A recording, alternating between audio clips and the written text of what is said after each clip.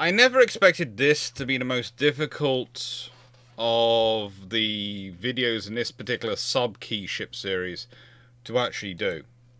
I never really thought it would be. And yet, it is. Third rates, Ubiquity, ode Ubiquity.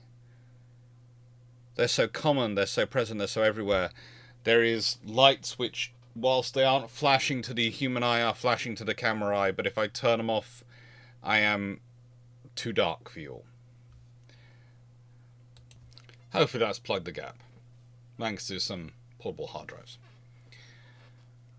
Third rates, the Ubiquity, oh the Ubiquity. They're so common. They're so present. They're so part of everything in history. And mainly, this is the point you need to really get across. They're not first rates, they're not second rates. They are the most common fighting battleship ever built. Most ubiquitous. They're most numerous. And it's always a fun thing to get into discussing these things with students who are new to naval history, or anyone who's really new to the Age of Sail, because when you start saying, well, the most common and most useful battleship or warship arguably in this period was the third rate, they look at you a bit funny, because the modern language, the modern phraseology, the modern, especially the political phraseology about defence procurement, would never tolerate that. Can you imagine politicians today standing up going, we are going to be building third-rate vessels? Imagine the press headlines. Imagine the discussions you get. It got bad enough about third-class cruisers during the 1900s. 1890s, 1900s, and that's one of the reasons why the whole thing of sloop, etc., and these things start to come back, is because of, quite literally, and the torpedo gunboat and various other things come into fashion, is so that the government doesn't have to say third class. Second class then gets in trouble, and, well, you can't have second class, then they're all going to be first class, and you can't afford to build them all first class, so you start off with different phraseology. You have to keep changing the phraseology because you cannot be honest. And yet, somehow, the naval debate of the 18th and 19th centuries was in some ways more mature, the defence and security debate, than the debate we have today about it. What does that say of humanity as a race? What does it say of us as a civilization, as peoples, that we were actually able to have a more mature, more grown-up and sensible defence debate about procurement 200 to 300 years ago than we can today?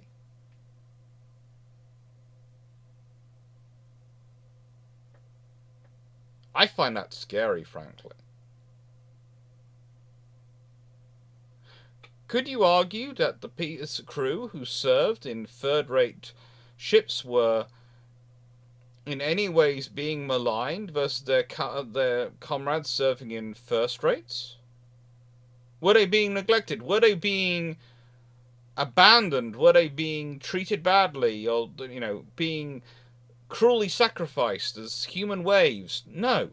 There's no question of that. There's no discussion of that. There's no debate about that. It's simply sensible.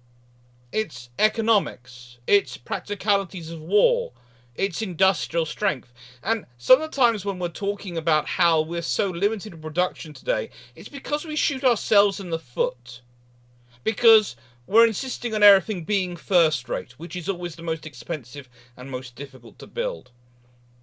I've done a video about first rates. There are always a handful of ships in a fleet, as in the whole of the Royal Navy, a handful of them were first rates. A handful. In a fleet of hundreds of ships, there were single digits. Single digits. And there's also the reality that the third rates are kind of split up. Basically, a third rate is a 2-gun deck ship. That's it. That's what a third rate is. It's got 2 gun decks. A fourth rate also has 2 gun decks, but the nicest way this means it's got 2 gun decks and more than 64 guns.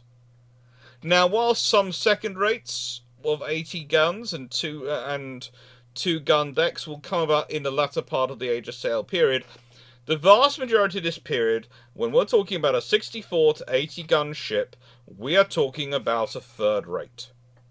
Second rates are 84s and above. And they're usually 3 decks. Because the whole advantage of a second and a first rate ship over a third rate was the third deck, was the ability to fire down on them, was the ability to have that commanding position. But how much value was it really? How much value did it really add to their fighting capability? How much did it really strengthen their position in combat?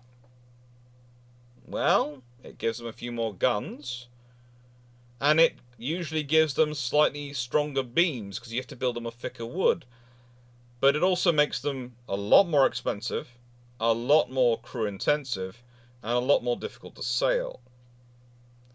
Well balanced, nicely trimmed, flowing. Those are phrases which are sometimes ascribed to a third rate. Very rare are those phrases ascribed to a first rate. Very rare.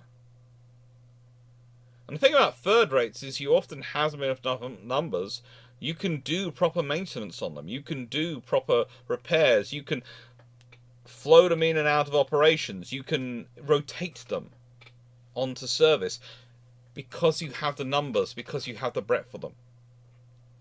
So you can achieve, in many ways, far higher availability rates than you can of others. Now, there is advantages that you can build them to an extent a bit faster, but it still takes centuries to grow the wood, and let's be honest, we're still talking years to build. So it's not markedly faster. There are more yards you can build them in. That's always an advantage with ships, because that allows you to produce more. But again, it's not a massive difference. Truly isn't a massive difference. If we consider the model up there, which is a Temeraire class, standard 74. There's a 64 and there's an 80, by the way. The 3 sort of levels of third rate you often find. Temeraire class. They are roughly 1900 tons, roughly 56 meters long, roughly 15 meters in beam, and a draft of roughly 7.3 meters. Okay? Or if you want those in feet and inches, 183.3 foot for all the length, beam 48 foot 11 inches, 49 foot, let's be honest, and 23.8 foot for draft. HMS Victory, she is 3,500 tons. She is 69.34 meters overall, so 70 meters overall.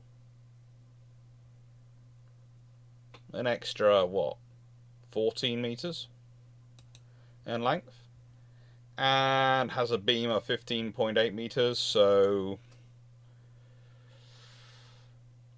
less than a meter wider. Less than a meter wider. And a draft of 8.76 meters. Well, let's be honest, that's about 1.5 meters deeper draft. And the difference is, those carry 70 at the top carry 74 guns. Victory, don't worry, she's 104 guns. She's got an extra 30 guns. So yeah, she carries an extra half the guns again. But the reality is, this requires 700 crew. Victory, Well, she requires at least 850.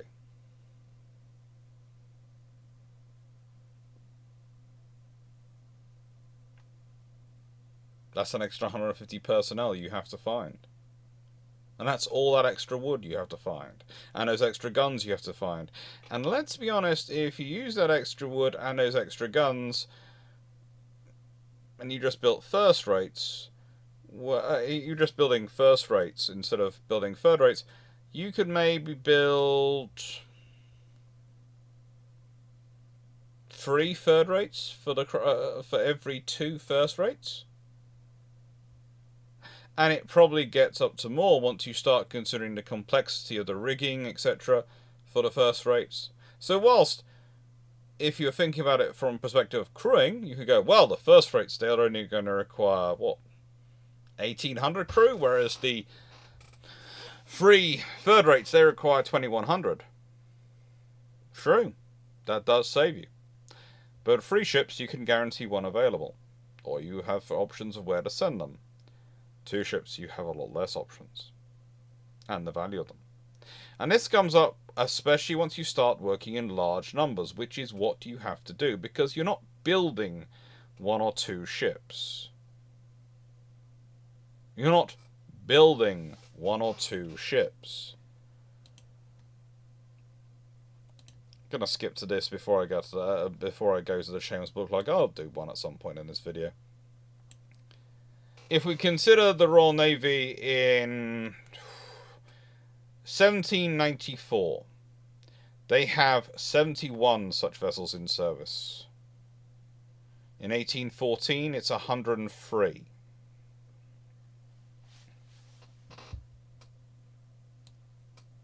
Think of that again in terms of first rates. I've got 71 ships in service. If I consider my 3-to-2 ratio, okay, if I go with that as a 3-to-2 ratio, and actually, it's a lot. It's not that. It's considering 3,500 tons to less than 2,000 tons. In terms of tonnage of wood, it's about 4 ships. 2. So it's about a 2-to-1 conversion for the wood. For the guns, 2 sets for victory will arm 3 third rates, because 208 guns can be divided 3 ways to get you to close to 70 guns each. You could get to maybe 74 if you added in some more. Crew-wise, yeah. But the thing is, if I've got 71 ships and I divide that by 3, take my 71, I've got, let's say, 24, let's be nice and say 24. Then double it by 2, I've got 48. Suddenly I've got a lot less ships to have in places, haven't I? And it gets worse when I'm not talking about 103. That third less ships, and as I said, you could divide it by half. You could take them down to 36 in tonnage terms and 52 in tonnage terms. That's a lot less ships. And that matters because length of battle line has an effect on operations, but so does the number of ships you can deploy in different places. Your squadrons, your strength, your numbers, your ability to actually maintain a credible fleet and credible presence. Because, again, if you consider the rules of 3 or 4, or these ships returning to a port to resupply, to be cleaned, to be refreshed, to maintaining ships on station. Let's say for every 1 ship you have on station, you have to have one going back home or in refit or heading back out. So you need 2 ships. Not again onerous, and actually not necessarily the full thing, because it actually tends to work out as for every 2 ships on station you need to have 3 in those roles. 3 doing that sort of a duty. Roughly. Well, that changes things, doesn't it? If that's going to be the same whether I have third rates, second rates, or first rates, I might as well have the third rate, because that's going to give me far more ships going backwards and forwards for similar levels of investment. Yes, I need more crew, but again, the crewing in this era, you raise it in wartime when you need it, and you can justify it. In peacetime, you don't bother about it so much. A lot of the ships will be laid up in ordinary, in various of the royal dockyards, being looked after, cared for, maybe going into great refit, but they're being there. And the reality is, I said, let's say we've that 1-to-1 scenario. Well, if I've got 71 ships, that gives me 35 on station at various points in the world. If I've got 48 ships, that's now cut me down to 24. That's quite a significant drop. That's a really significant drop when you consider Nelson's fleet at the Battle of the Nile was 14 ships and the French fleet was 13 ships.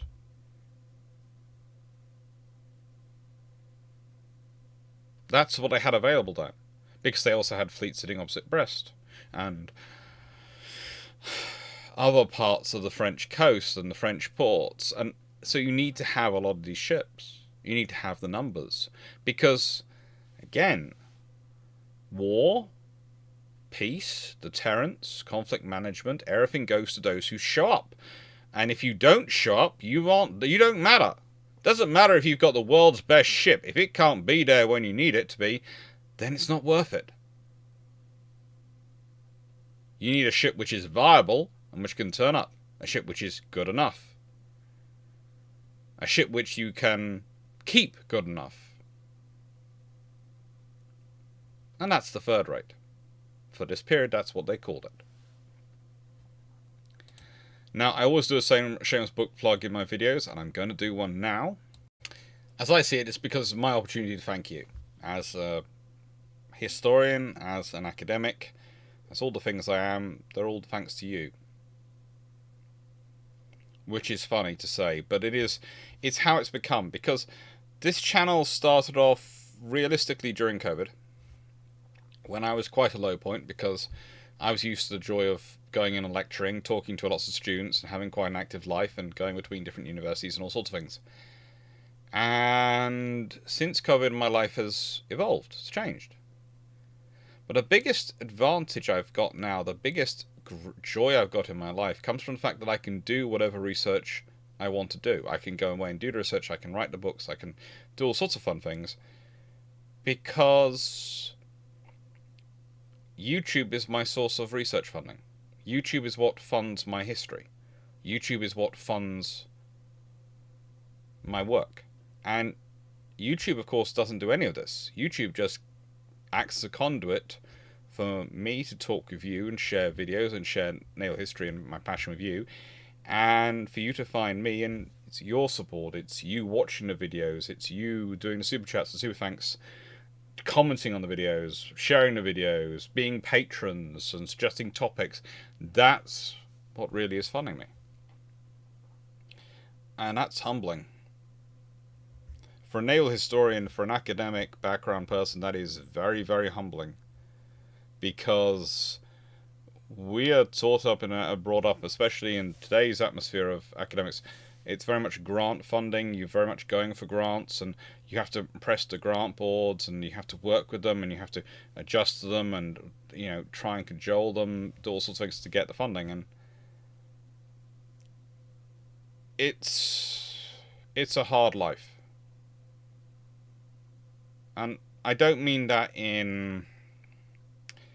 Well, that can come across. People can start going, it's not a hard life, you're not working down mines and all these things. And I agree, but it is a hard life in its own way, because you are, on one hand, always brought up to be this sort of... An academic is supposed to be truly independent. They're supposed to allow nothing but thought and the truth and the information they're gathering to speak for itself. At the same time, you have to juggle these organizations and their commitments to certain techniques, certain focuses on certain areas, etc., and how to make your research fit in those boxes. And that's a hard thing. Because sometimes what you're sacrificing is what makes your research your research. And sometimes you don't realize those sacrifices until it's too late. I'm lucky. I have you. It's still not an easy life, but it's a lot easier than it could be. And that's all thanks to your support and your kindness. And there's hopefully some stuff coming up this year which you're all going to enjoy. I hope. But let's get back to this, shall we? Now, what I always like about these charts, and this chart in particular, is it shows where were the value points. Because you've got the third rates, 103 in 1814. You've got the fifth rates, 134 in 1814. And you've got the sloops of war, unrated, gun brigs, cutters, all those ships. 360-ish. And that, to me, tells you everything you need to know. Because when it comes to fighting battles, these are not your ships. They are communication ships. They might be support passing signals. They might be convoy escorts. But they're anti-surface radar things, and they might be used for commerce warfare themselves. But they are not your battleships, your fighting ships. I would argue even your frigates, your fifth rates, they're not. They might they might take part in a battle and fight other frigates, but they are mostly there to pass signals and communicate between the battle line, pass messages so that they don't get blocked by the smoke, so that one end of the battle line can tell what is happening at the other battle line and be informed so they can adjust properly.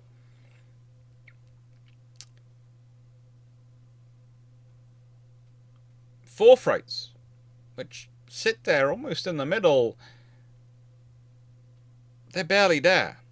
I'm going to be talking about them in a battle in this particular video, and I'm going to do a video on them later on, although I've already done a few videos about fourth rates, because they particularly interest me, because on theory, on paper, they should have been the perfect ship. Should have been a perfect option. They're not. They're honestly not.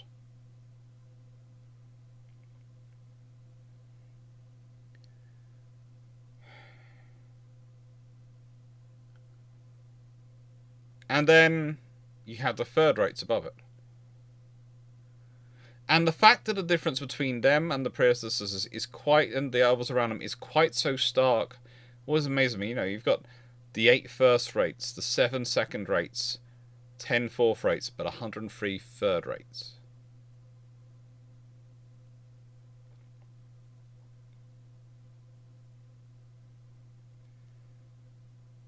It's a difference. But it's also a reflection of, we need a certain level of mass. We need a certain level of volume. And whilst they might be called third-rate ships, we have enough understanding of the realities of war to know they are not third. There is nothing third-rate about them. They're just the third type of ship, the third classification. They are good enough to do the job. They're not the bee's knees of ships. They're not the great standing ships of a nation. But they are going to represent the nation and do a good job. They're going to do what we require of them. And Royal Navy's construction rebuilds by period, and this is not including the ships they capture and they do things with, because honestly, you can never plan for that. They're just, oh, we've captured these. Oh, we might as well use those. But between 60, in terms of third rates, these are again ships with roughly 64 to 80 guns. 1660 to 77, 19, then 20, then 10. And then you can tell when Britain starts turning into a global empire, because, we got 51 in the next 20-year period. And then we got 33 in the following 20-year period. Well, 12-year period. And then in the next 14-year period, we've got another 25. And then between 1755 and 1785, we've got 131. 1785 to 1830, 102. Now, yes, you could say, well, one's 30 years versus the other one, which is 14 years. It's quite true. So, that's twice the time, and it's 131 versus 25. More than twice as many. Much more than twice as many. It's closer to 5 times as many. Over 5 times as many. Because mass matters. Because the volume of your fleet has bearing. Because if you don't have these ships available when you need them, if you don't have the mass, you don't have enough. And we often talk about the first rates and the second rates as being the flagships of fleets. Well, quite often, HMS Cornwall's a good example here. She's the flagship of her fleet. She is the leader of her fleet. There's nothing seen as unusual about that. It's a third rate, yes, but that's fine. The first rates, the second rates, they very rarely leave European waters. They are the big ships to lead the big fleets, the important fleets, the critical fleets. They're not the representation of the navies around the world. If you're seeing ships in American waters, if you're seeing ships in India, you're going to see third rates. You might see you might see fourth rates and fifth rates, but you're unlikely to ever see first or second rates. Because again, there's the value in deploying these vessels. And the third rates are enough. They've got enough prestige, an admiral cannot be too upset about having one as his flagship. They're capable enough, no admiral can really complain. And frankly, they're useful enough that they can do the job. And they're far easier to maintain. And whilst it might not sound much, that 150 less crew adds up when you're building this many ships. And because it is the number of ships you need. So whilst on face of it, it might be more efficient to build a couple of first rates versus 3 third rates or 4 third rates, the reality is when it comes to having presence around the world and having the necessary numbers to be effective around the world, it's not. Building a navy of first rates can sound grand, can sound powerful, can sound like the greatest, most beautiful thing in the world, but anyone who's actually ever built a fleet like that in any computer game, i.e. Total War Empire, where they did it quite well, or any simulation, soon runs into trouble if that simulation has anything in it to do with economics or logistics. Because of the realities of operating such a fleet and the cost of operating such a fleet. It drains your money. It drains your life. It drains your resources. The third rates are good enough, and they can take on a first rate sometime if they want to. They don't stand much of a chance, but as the history of the Napoleonic Wars do stress, they have ways, and if you have more than one of them taking on a first rate, then that can be very problematic for the first rate. They can win. They do win.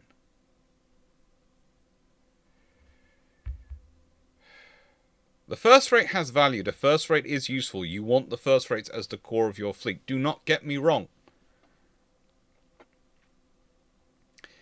But as more than the core of your fleet, to make your whole fleet about the first rate is a very bad decision any time you look at history and the lessons of history.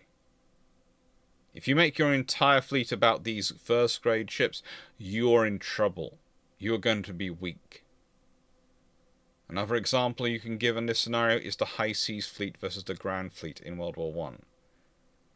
And you look at, there is a video on this channel about the Battle of Jutland and the reality of the fleets involved. But for the High Seas Fleet to be constructed as it was, it had to become very unbalanced. They couldn't spread their investment around. They're making a similar decision as the American Congress was forcing on the US Navy at the same time. They couldn't build cruisers. They didn't have them. Not enough by any stretch of imagination, and they were certainly not built. And the newer ones they did have were mostly ordered by the Russians and paid for by the Russians that they took over. They weren't ordering and paying for themselves because there was a limitation to the funds they had. Not that the British were really building enough cruisers, but we'll leave that to one side. The British had a lot more and could afford to. The British also had a situation where both the government had spare spending power and there were yards going bankrupt which could build battleships during the Anglo-German naval race, so they were weird. But a lot of those yards, a lot of that stuff is a legacy of this period. Of the shipbuilding industry which began in this period building these third rates. Building this massive navy.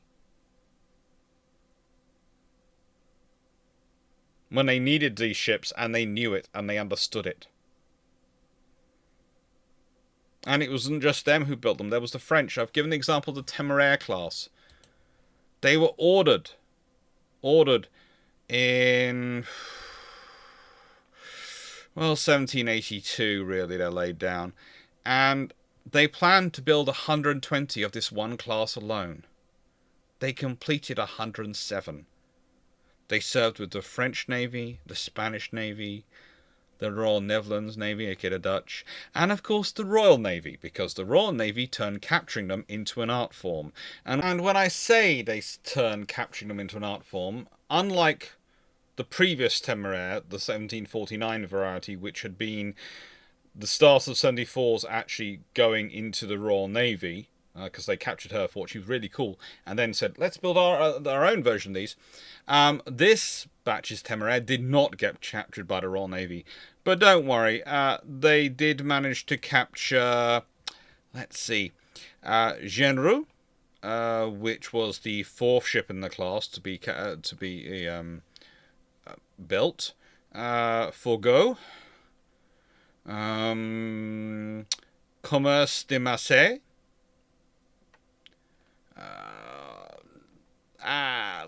Impetus, America, and I think it was Aquilion as well, and that's just from the first batch of 18. Once we start going to the second batch and the others, we get even more. The Royal Navy, as said, turned capturing this class into an art form, and they liked them, and they turned them back around and used them again themselves. It was a constant. It was a constant which they were happy with. The French not so happy with, but there again, in this period, they had lots of troubles. The troubles basically started with the fact that one of Louis decided to get rid of all the Huguenots, which was all the Protestant officers in his navy, which got rid of a lot of their, which caused them trouble, because they then had a whole generation of fairly decent officers leave, because the navy had been a safe career for a lot of Protestants, because they were useful, and therefore they could join it, and they would basically be ignored politically. And some of them went off and joined the Royal Navy, some the Spanish Navy, some the Italian various Italian navies, and even Russian navies. So they went around the world. And then you have the Revolution, which kills off another load of your admirals, and another load of your senior officers and experienced naval types, and sends even more abroad. And then you have all that scenarios going on, and somehow your navy's getting less and less time at sea, and whilst they can still delivering some startling results at times, this really doesn't help them. It really doesn't help them in terms of achieving what they can actually want to. And this is why you have, in the earlier part of this period, you have some things like the Battle of Chesapeake, where the French can really do some startling and very successful things and very successful operations. And then as time goes on, it becomes less and less common for them to achieve this. Because their officers lack the experience, lack the confidence and command, and because the people who would have been training the next generation and the generation after them have been killed or kicked out of the Navy and are gone. And that's a problem. That is truly a problem that you have to find a way to rectify. Which leads us come nicely to the Battle of Camperdown. And the Battle of Camperdown is actually a very good illustration of the vast majority of battles in this period. The vast majority of battles in this period, because there are 31 ships in the line there. There are 16 British, 15 Dutch. There is not a single first rate. There is not a single second rate. There are 25 third rates. The remaining 6 vessels are fourth rates. The remaining 6. And this was not an unusual battle. This is the battle which I talk about quite often. I use it as an illustrative battle regularly because it's Admiral Duncan. And he's a really good admiral. He's one of the more forgotten admirals of this period, but there's a reason why there's a Royal Navy Type 45 destroyer in service today called Duncan, and it's one of the finest ships in the fleet. because it lives up to its name. Duncan is one scary dude, and one capable, very capable admiral. And again, Camperdown is sadly not a battle I have yet managed to get to in terms of a video about it, but I think that's probably because I've been mentally saving it for the year of leadership, which is next year, since the start of this channel. Since the beginning of this channel, I think that's one of those battles which has been saved for that, because he deals with the Nor mutiny, he deals with having a mutinous fleet, and he takes it into battle. And he wins. And he forges them together after mutinies, and he does it well. He doesn't just use the stick, he doesn't just use the carrot.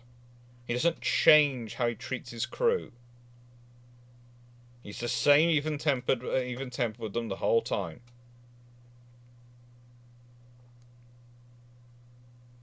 He had their respect and he gave them it. He's a good leader.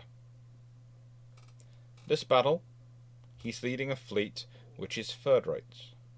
He is fighting the Dutch, one of the finest navies in the world in this period, and again, their fleet is third rates.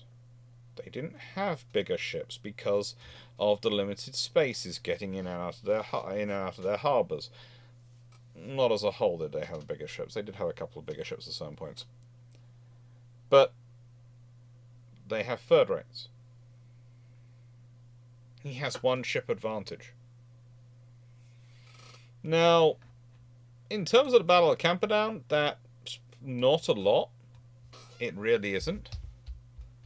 In terms of Age of Sail, it should not have delivered quite what it did in terms of results.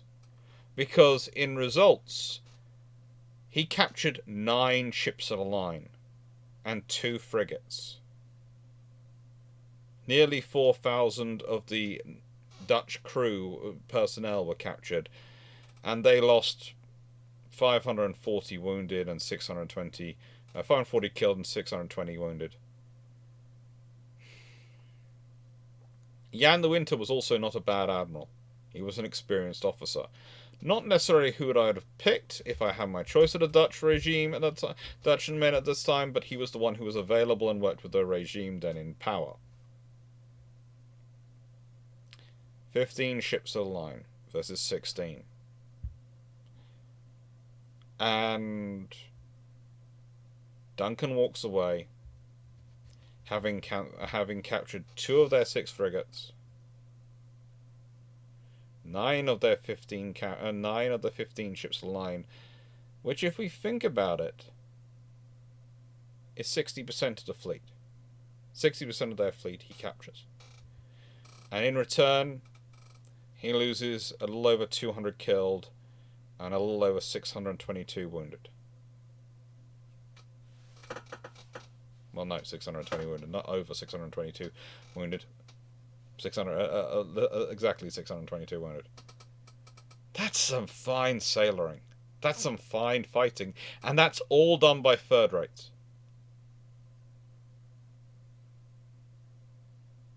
And if you read the description of those battles, there's not one thing you can sit in there and think, it would have been better if there had been first rates here. It would have been a walk in the park if there had been first rates here. They'd have done so much better with first rates. On either side. Because whilst first rates are necessary, they are necessary. Especially when you're fighting other first rates. For the vast volume of naval warfare, for the sea which will soak up your strength like an infinite sponge, you will never have enough first rates to be able to do the job you need, to do all the jobs you need to do. So accept that. Have the first rates to do the jobs which only first rates can do, but for other jobs, accept having other vessels. The third rates can deliver victory. They delivered victory in lots of battles. And then we have the battles which are associated with first rates, which will inevitably associate with first rates. We have the glorious HMS Victory. We have the Battle of Trafalgar in 1805. Just a few years later, 8 years later, and of that battle, of the fleets fighting, 49 of the ships are third rates. Of the fleets fighting, there are 60 ships of the line involved in the Battle of Trafalgar, and 49 are third rates. 49 out of 60.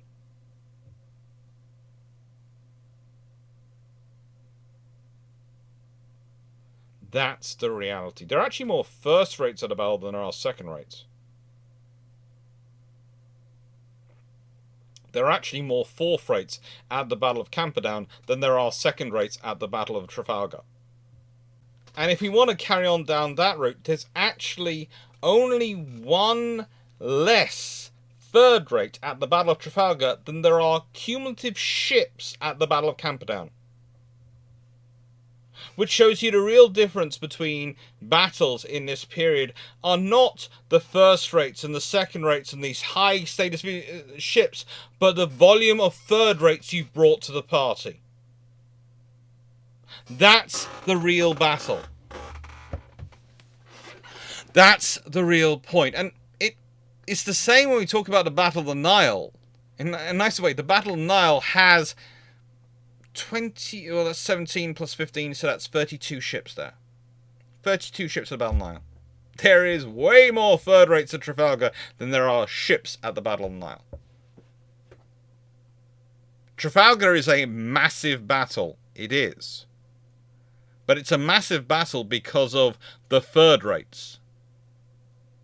Because of those ships there. Not the first rates, not the second rates, not the ships which are the names we have rolling down here through history, not the ships which we have preserved in Portsmouth Harbour. As glorious as HMS Victory is, as thankful as I am she's preserved, as important she is to the nation, those are not the ships which make the battle. Those are the ships which get remembered, but it's the third rates that make the battle. There is a reason why I love talking about HMS Africa. She is a 64-gun third-rate ship of the line. And she solos the fleet. She comes in on her own from a position where she could have sailed around to join the back of one of the columns. She could have done that, and no one would have held that against them. No one would have gone, oh, that was a cowardly thing to do. No, that would have been follow doctrine. That would have been following rules, and that would have been completely protected by behaving the rule or following the rules.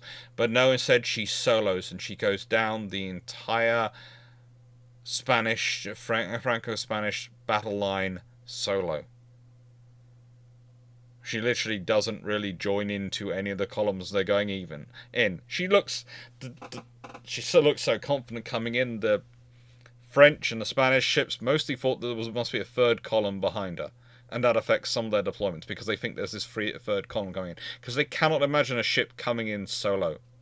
And they can tell it's a third-rate ship of the line because it has 2 gun decks. They know exactly what they're fighting. It's a third rate. Got 3 gun decks, it's a second rate or a first rate. 2, it's a third rate. Could be a fourth rate, but the odds of a fourth rate turning up here are very low, considering how many of them there are in the Royal Navy at this point. And where they're deployed in the world.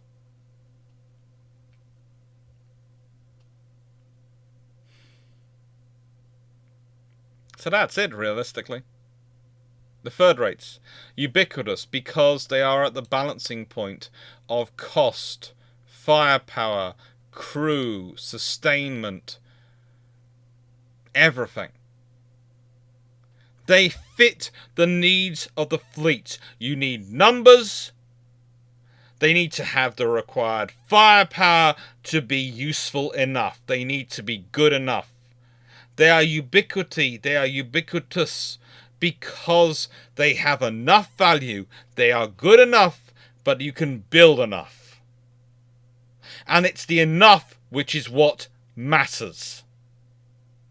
Because when you're fighting battles in the Mediterranean, in the Atlantic, in the Indian Ocean, across the world, sitting there going, I want a fleet of exquisite first rates which are going to be amazing ships, sounds like a great idea until you have to supply and support them in enough numbers. Because let's turn that equation on its head. Let's say to have enough ships to have enough presence around the world, I have to build not just the 8 first rates, not just, let's say, make all the first and second rates first rates, so it's 15. Let's say I have to have 118 first rates. Think how much that's going to cost me to have that same number of ships. And this is the problem, the legacy of the Cold War, where everything became about a giant tech race. And what was important was being seen to be visibly the biggest and the best. Visibly the most powerful. Easily, quantifiably the best.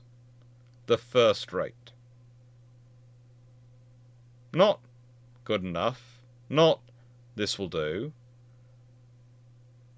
This is a world where the light cruisers of World War II and all the destroyers really shouldn't have existed, because really, were any of them the best in a scenario where there are battleships and battleships around? And usually we use the names of ships and we sort of go first rates are sort of our battleships and these are the ships, but that's not really the case. Because a battleship has a different role than a cruiser, than a sloop. And today, people will try and ascribe the rating system to destroyers, to frigates, but that's not really the case either. A destroyer is your air defense ship. A frigate's your anti-submarine warfare ship.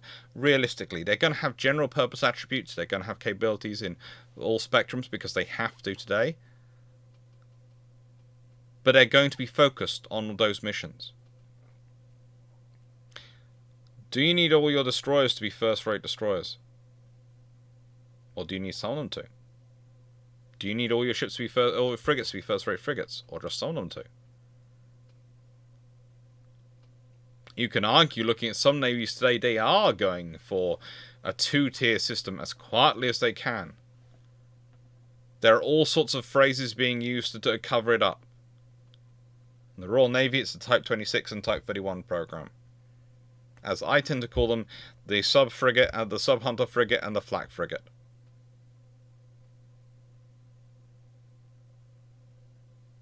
Because we've got to get back to that. No one is stupid enough to believe that is not the sensible policy.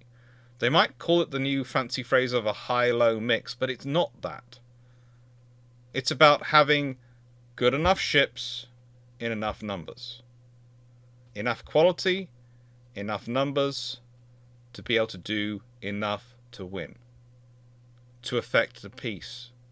To manage conflict risk. To deter conflict. And if necessary, to wage war.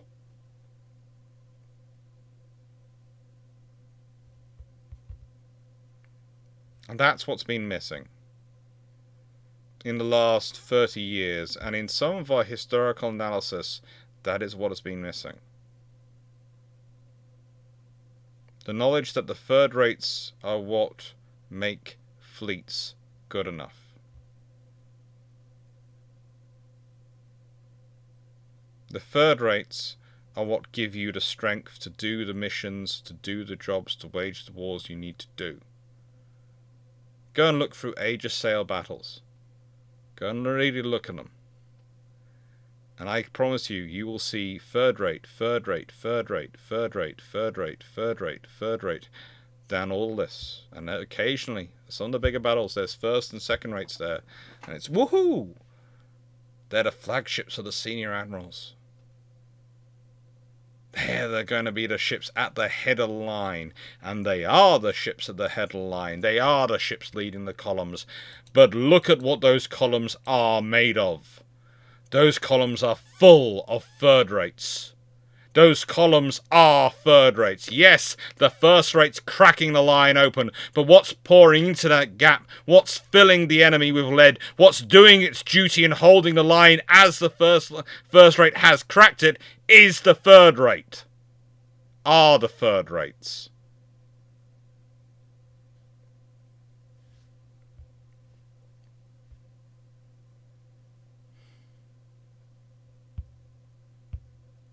So, I like to finish videos with a question. And I like to treat naval history as something which might change in terminology, might change in technology, but doesn't always change in some of its fundamentals. In fact, it very rarely does the fundamentals change. The sea is always trying to kill you. The sea is always a massive place. The sea can allow access movement to you as well as it will allow anyone else who has the required ships.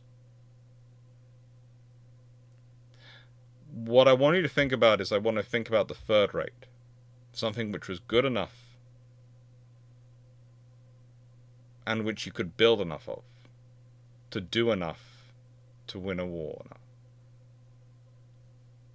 And I want you to think about other periods of history. And when you think about the Roman era, I want you to think about this age of steam. I want you to think about the ironclad. I want you to think about World War One and sort of the 1890s era. I want you to think about the interwar period. I want you to think about World War Two. I want you to think about Cold War.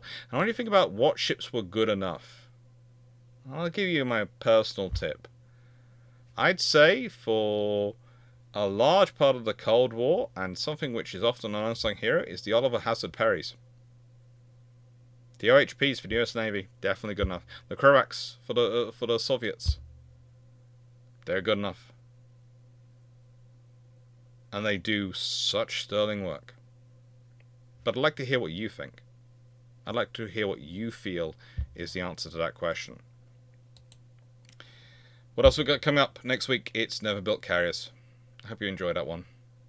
It should be a fun one. And I will hopefully get the editing done next week, but it's already recorded in the can. The Two Historians, the first Two Historians episode. Me and Naval discussing the Royal Navy that could have been, carriers. It's going to be fun. Thank you very much for watching. Hope you enjoyed. Take care.